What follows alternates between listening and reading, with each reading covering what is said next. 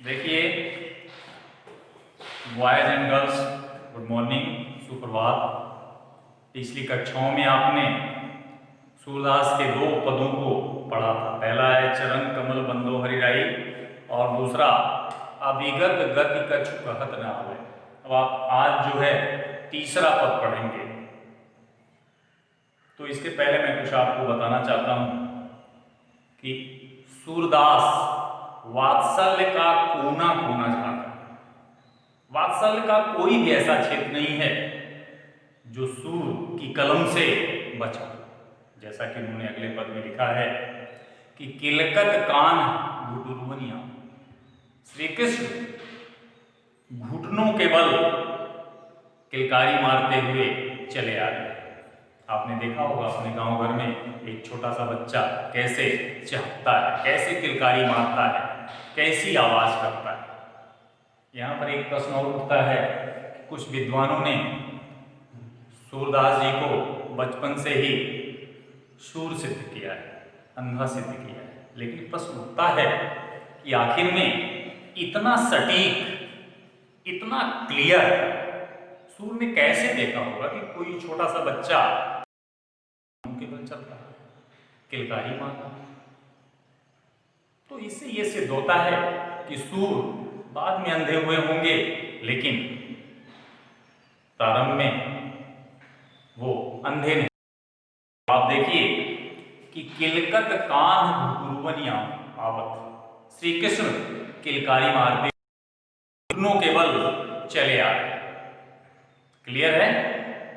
फिर से देखिए आप, किलकत किलकारी मारते हुए, कान कान्हा श्री कृष्ण मुरलीधर, घुटुरवनी घुटनों के बल घुटने होते हैं, हाथ के जो घुटने होते हैं, घुटुरवनी घुटनों के बल आवत आते हैं, आ रहे हैं।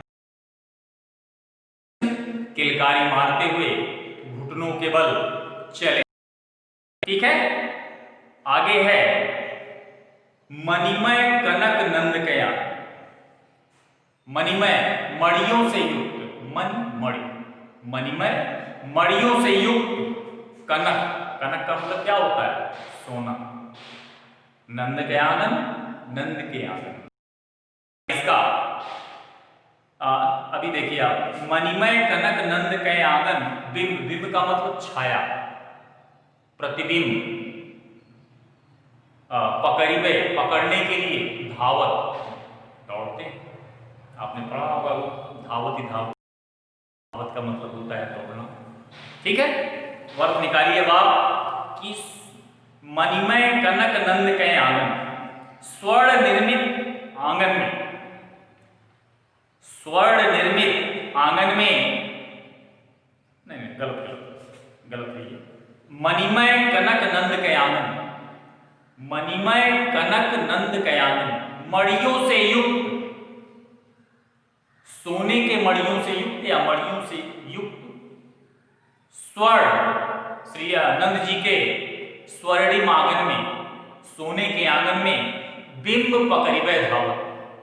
श्री कृष्ण अपनी छाया को, प्रति छाया को पकड़ने के लिए दौड़ते।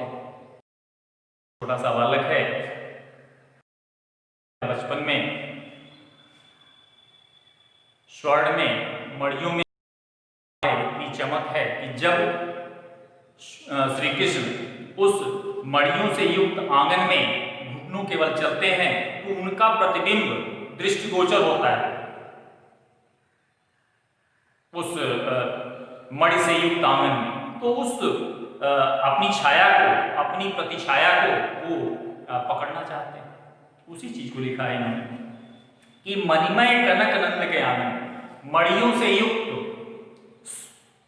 श्री नंद जी के सोने के आंगन में बिंब पकड़िबे धावत। अपनी छाया को पकड़ने के लिए श्री कृष्ण दौड़ते। आगे है कबहु निरखि हरि आप चाह को करिशो पकड़न चाह। कबहु निरखि, निरख का मतलब होता है देखना, हरि का मतलब श्री कृष्ण, आप छाह का मतलब अपनी छाया को। तो कबहु निरखि हरि आप छाह को कभी श्री कृष्ण अपनी छाया को करिशों पकड़ना चाहते, अपने हाथों से पकड़ना चाहते। सीधा सीधा अर्थ है, इसमें कुछ जोर लगाने की जरूरत नहीं है कि कबहु निरखी हरि आप छाह को। कभी श्री कृष्ण अपनी छाया आंगन में देखते हैं तो करिशों, करि का मतलब हाथ, सौ का मतलब से, पकड़न का मतलब पकड़ना, चाहत का मतलब चाहते हैं।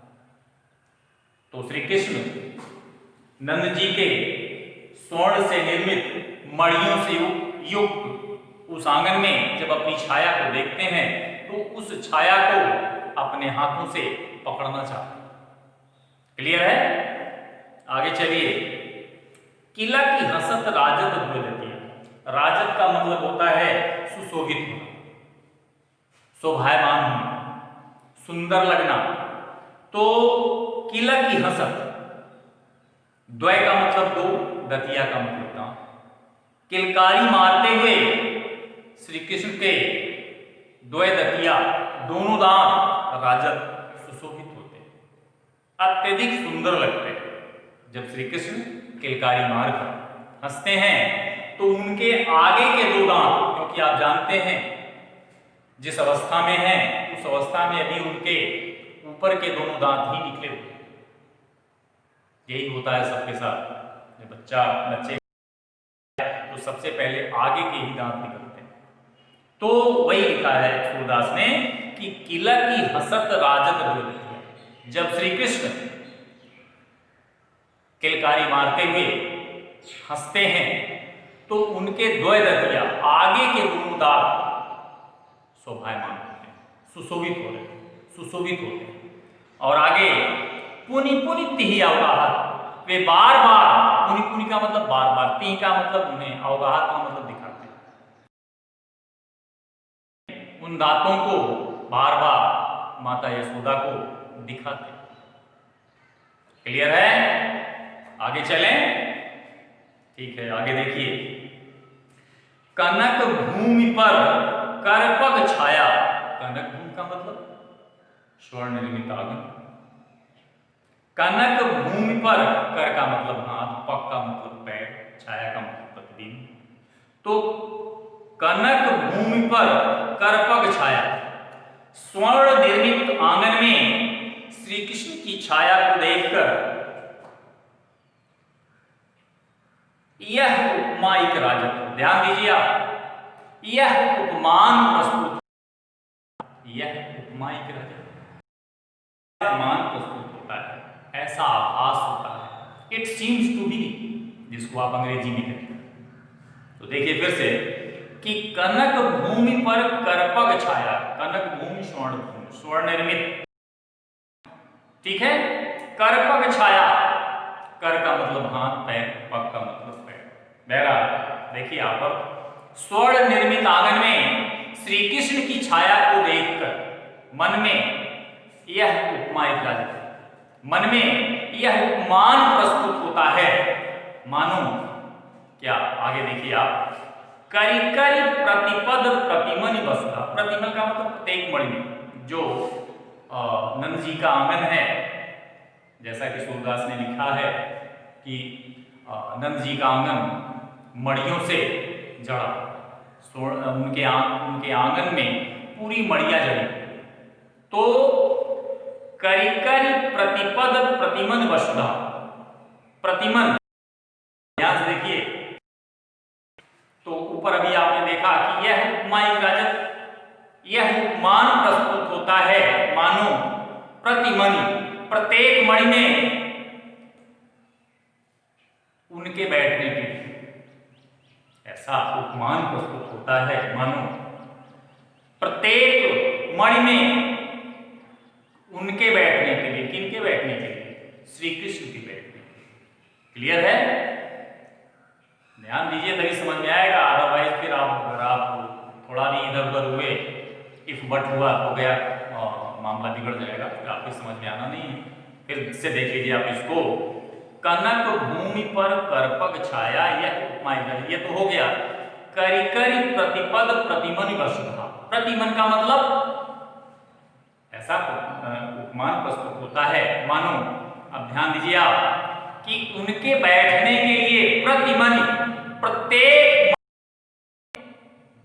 आप ध्यान दीजिए, श्री कृष्ण के बैठने के लिए प्रत्येक मणि में वसुधा पृथ्वी ने कमल बैठ की साजत, पृथ्वी ने जैसे कमल का आसन सजा दिया। श्री कृष्ण के बैठने के लिए प्रत्येक मणि में ऐसा प्रतीत होता है कि जैसे पृथ्वी ने क्या कर रहे हैं श्री कृष्ण, ध्यान दीजिए, फिर से देख लीजिए आप इसको थोड़ा सा। करी करी प्रतिपद प्रतिमणि वसुधा, तो ऐसा प्रतीत होता है मानो प्रतिमणि प्रत्येक मणि में वसुधा पृथ्वी ने कमल बैठ की श्री कृष्ण जी के बैठने के लिए, कमल बैठ की, कमल का आसन साजती सजा की। क्लियर है? अब आगे चलिए। बाल दशा सुख निरख जसोदा, बाल दशा सुख निरख, निरख का मतलब होता है देखना है, जसोदा आया है शब्द यशोदा। तो आगे है श्री कृष्ण की बाल दशा को, बाल लीला को देखकर, या ऐसे आप कह सकते हैं कि श्री कृष्ण की बाल लीला का सुख देखकर, ध्यान दीजिए, बाल दशा सुख निरख जसोदा, श्री कृष्ण की बाल लीला के सुख को देखकर पुनि पुनि नंद बुलाओ, जसोदा जी बार बार नंद जी को बुलाती है कि आइए अपने पुत्र की इस सुखद दशा को देखिए, कितना बढ़िया लग रहा है। तो वही है, बाल दशा सुख निरख जसोदा पुनि पुनि नंद बुलावत, श्री कृष्ण की बाल लीला का सुख देखकर जसोदा जी बार बार नंद जी को बुलाती। और आगे है, आचरा तरले ढांकी सूर के प्रभु को दूध पिया, और आगे आचरा तरले ढाक सूर के प्रभु को दूध पिया। मां यशोदा श्री कृष्ण को अपने आंचल तले ढककर श्री कृष्ण को दूध पिलाती, या यूं कह लें कि अपने आंचल से ढककर यशोदा सूर के श्री कृष्ण को दूध पिलाती। क्लियर हुआ? चलिए अगला। आप जानते हैं कि बच्चे बचपन में जब थोड़े बड़े हो जाते हैं, 8 साल के हो जाते हैं, 10 साल के हो जाते हैं, तो उनका काम में बड़ा मन लगता है, वो भी गाय और भैंस चराने में बहुत ज़्यादा। मैंने भी बचपन में देखा है, इसलिए मैं आपको बताना चाहता हूँ। मैं भी अपनी गायों को, भैंसों को लेकर नदी के किनारे चराने के लिए जाया करता था।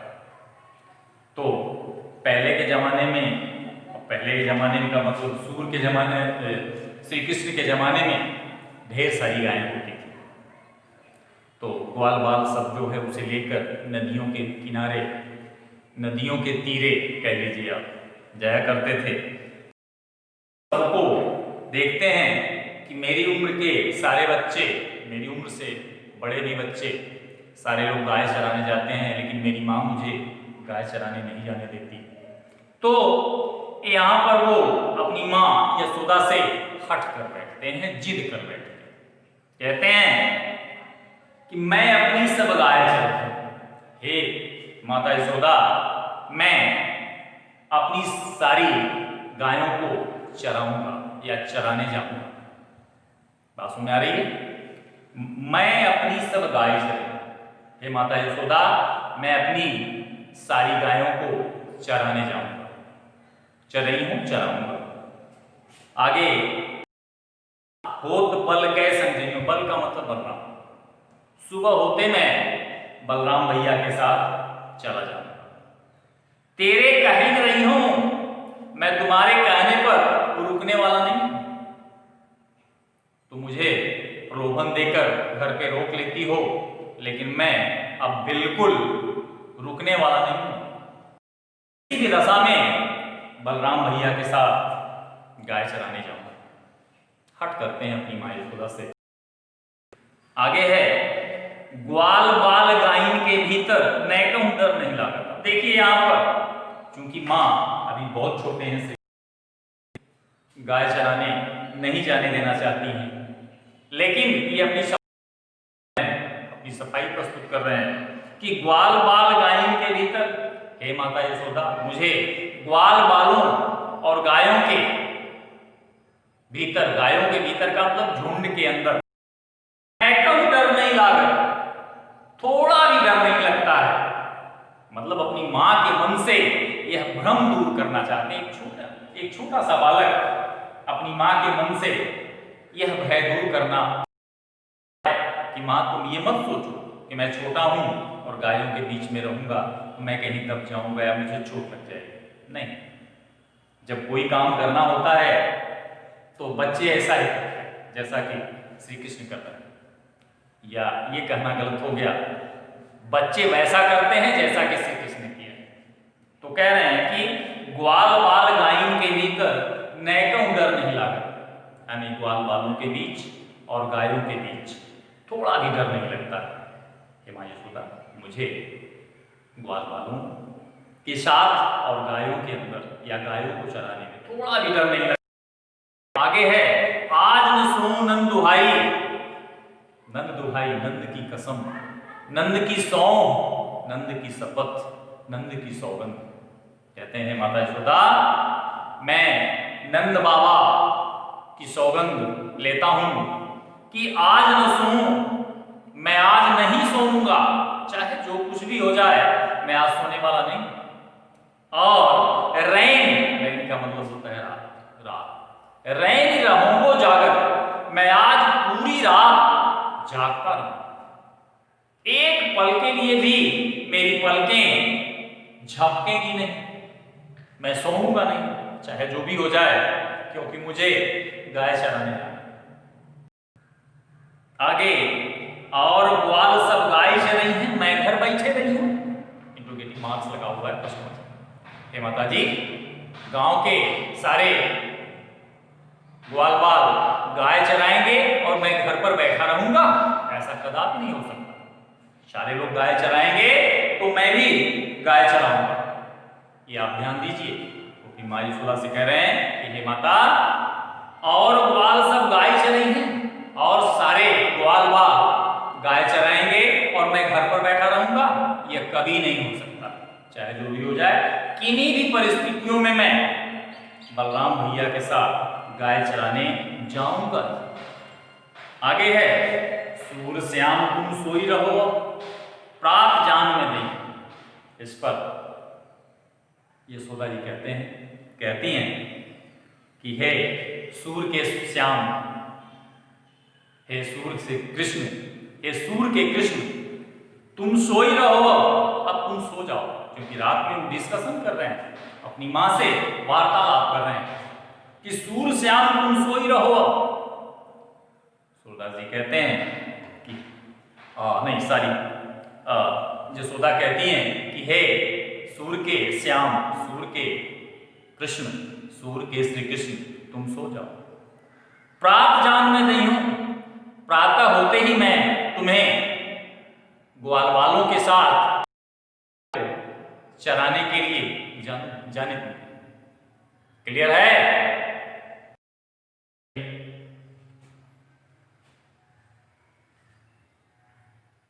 मैया हौ न चरई हो गाय। अब देखिए, बात यहां थोड़ी उल्टी हो गई है, क्योंकि अभी किसी बच्चे को कोई दूसरा बच्चा परेशान करता है तो वह घर पर जाकर अपनी माँ से शिकायत करता है कि माँ अब ये काम मैं नहीं करूँगा क्योंकि इसमें लोग मुझे परेशान करते हैं। तो हो सकता है श्री कृष्ण छोटे थे और लोगों से तो बार बार गायें जब चरती हैं, किसी के खेत में पड़ती रही होंगी या दूर जाती रही होंगी, इन्हें ही बार बार भेजा गया हो, गायों को वापस ले आओ। ऐसी स्थिति में ये थके थे, तो ये कह रहे हैं श्री कृष्ण कि मैया हौ न चरई हूँ गाय, हे माता, मैं अब, हूं का मतलब मैं, आई, मैया हौ न चरई हूं गाय, खुदा मैं को चराने नहीं जाऊं। मैया हौ न चरई हूं गाय, हे माता यशोदा, मैं अब गायों को चराने नहीं जाऊं। सिगरे, सिगरे का मतलब संपूर्ण, समूचे।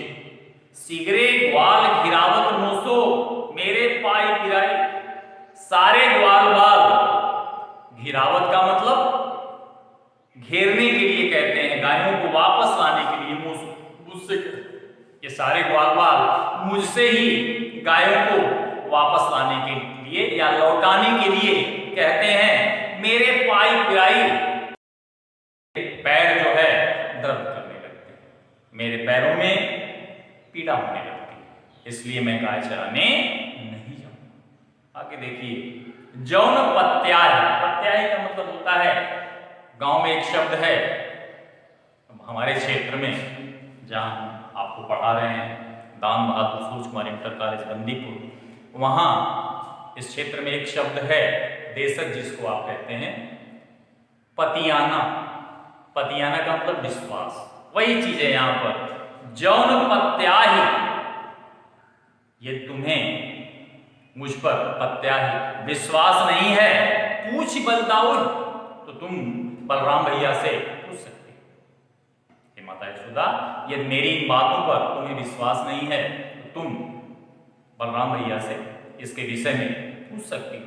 अपनी सौंह दिवाई, अपनी कसम देकर, तुम अपनी कसम देकर बलराम भैया से इस चीज को पूछ सकती हो कि जो मैं कह रहा हूं वो सत्य है या नहीं। जौन पत्याई पूछ मतलब अपनी सौंह दिवाई, तुम अपनी कसम देकर, तुम अपनी सौंह देकर, तुम अपनी शपथ देकर, तुम अपनी सौगंध देकर, यदि तुम्हें मुझ पर विश्वास नहीं है, राम भैया से पूछ सकती हो। यह सुन माई यशोदा ग्वालिनकारी दे दिशाई, ऐसा श्री कृष्ण के मुख से सुनकर माता यशोदा सारे ग्वाल बालों को गाली देने लगती, नाराज होकर, विषाई का मतलब नाराज होकर, क्रोधित होकर गाली देने लगती। मैं पठवत अपने लड़का को आवे मन बहरा, माता यशोदा कह रही हैं कि मैं अपने बालक को मन बहलाने के लिए, लड़का का मतलब लड़का, मैं पठवत, पठवत का मतलब भेजना, अपने लड़का को, अपने लड़के को, अपने बालक को आवे मन बहलाए, मैं तो अपने बालक को मन बहलाने के लिए इन ग्वाल बालों के संग भेज देती हूं, और ये श्याम मेरो अति बालक, सुधा जी कहते हैं कि माता यशोदा कह रही हैं कि मेरो अति बालक, मेरा बालक, अति बालक बहुत छोटा है, और इसी से सारे ग्वाल बाल गायों को घिरवाते हैं, लौटवाते हैं। मारत ताहि गाय, मारत ताहि गाय, गाय का मतलब रिझा रिझा कर गायों को बार बार वापस लाने के लिए भेजकर इसे रिझा देती हैं, इसलिए वे ग्वाल बालों को गाली देती हैं, कहती हैं कि मैं तो अपने बालक को मन बहलाने के लिए भेजती हूँ, और ये सारे ग्वाल बाल मेरे बच्चे को दौड़ा दौड़ा कर रिझाते हैं। आया समझ में? ठीक, अब अगली कक्षा में, अगली क्लास में, कल के लिए थैंक यू वेरी मच।